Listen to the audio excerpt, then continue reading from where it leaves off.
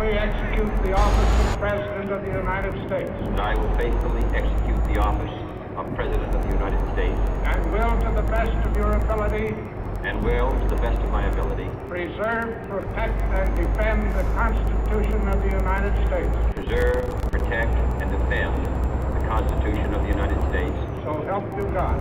So help me God.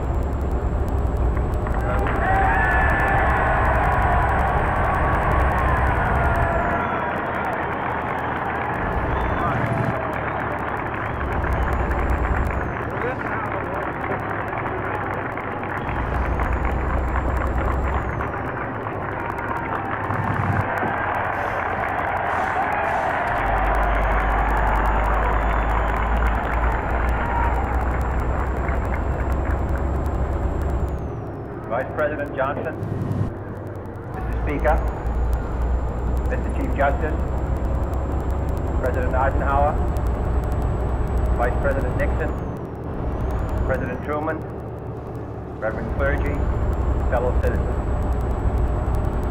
We observe today not a victory of party, but a celebration of freedom, symbolizing an end as well as a beginning, signifying renewal as well as change. For I have sworn before you and Almighty God the same solemn oath our forebears prescribed nearly a century and 3/4 ago. The world is very different now, for man holds in his mortal hands the power to abolish all forms of human poverty and all forms of human life. And yet the same revolutionary beliefs for which our forebears fought are still at issue around the globe. The belief that the rights of man come not from the generosity of the state, but from the hand of God. We dare not forget today that we are the heirs of that first revolution.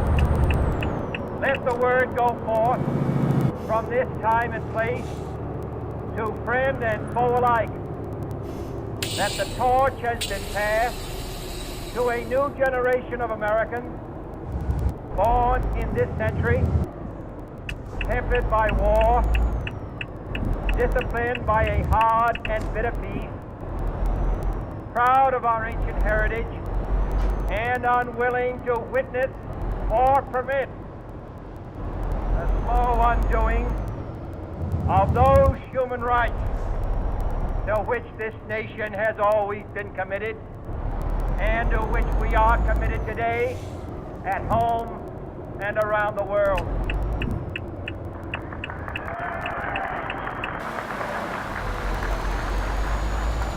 Let every nation know, whether it wishes us well or ill, that we shall pay any price, bear any burden, meet any hardship, support any friend, oppose any foe to assure the survival and the success of liberty.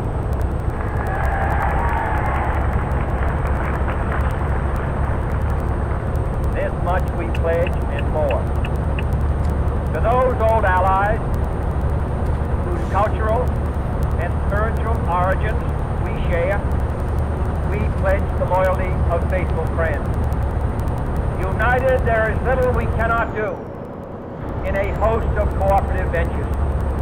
Divided, there is little we can do. For we dare not meet a powerful challenge at odds and split asunder. To those new states whom we welcome to the ranks of the free, we pledge our word that one form of colonial control shall not have passed away, merely to be replaced by a far more iron tyranny. We shall not always expect to find them supporting our view, but we shall always hope to find them strongly supporting their own freedom, and to remember that in the past, Those who foolishly sought power by riding the back of the tiger ended up inside.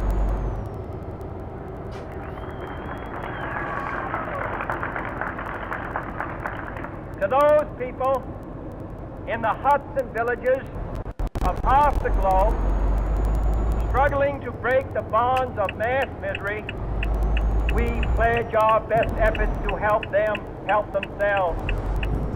For whatever period is required, not because the communists may be doing it, not because we seek their votes, but because it is right. If a free society cannot help the many who are poor, it cannot save the few who are rich.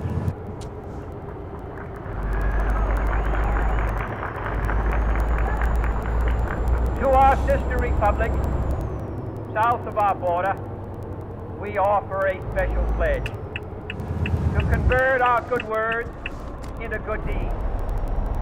In a new alliance for progress, to assist free men and free government in casting off the chains of poverty. But this peaceful revolution of hope cannot become the prey of hostile powers. Let all our neighbors know that we shall join with them to oppose aggression or subversion anywhere in the Americas. And let every other power know that this hemisphere intends to remain the master of its own house.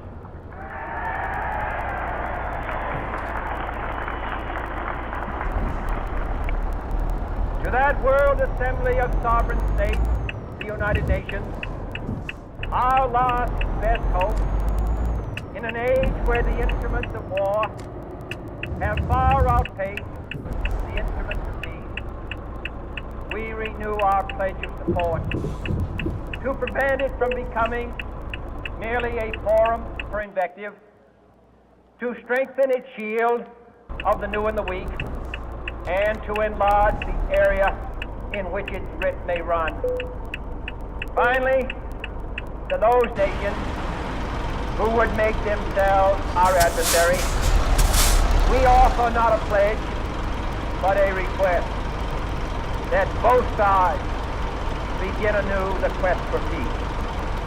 Before the dark powers of destruction, unleashed by science, engulf all humanity in planned or accidental self-destruction. We dare not tempt them with weakness, for only when our arms are sufficient beyond doubt can we be certain beyond doubt that they will never be employed. But neither can two great and powerful groups of nations take comfort from our present course. Both sides overburdened by the cost of modern weapons, both rightly alarmed by the steady spread of the deadly atoms, yet both racing to alter that uncertain balance of terror that stays the hand of mankind's final war. So let us begin anew, remembering on both sides that stability is not a sign of weakness, and sincerity is always subject to truth. Let us never negotiate out of fear, but let us never fear to negotiate.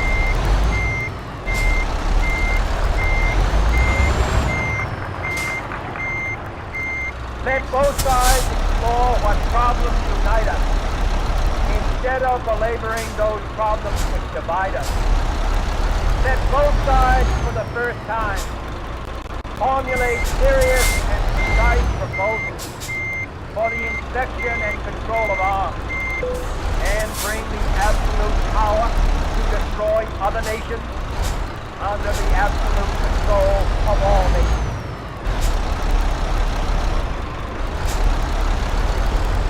Let both sides seek to invoke the wonders of science instead of its terrors. Together, let us explore the stars, conquer the desert, eradicate disease, tap the ocean depths, and encourage the arts and commerce.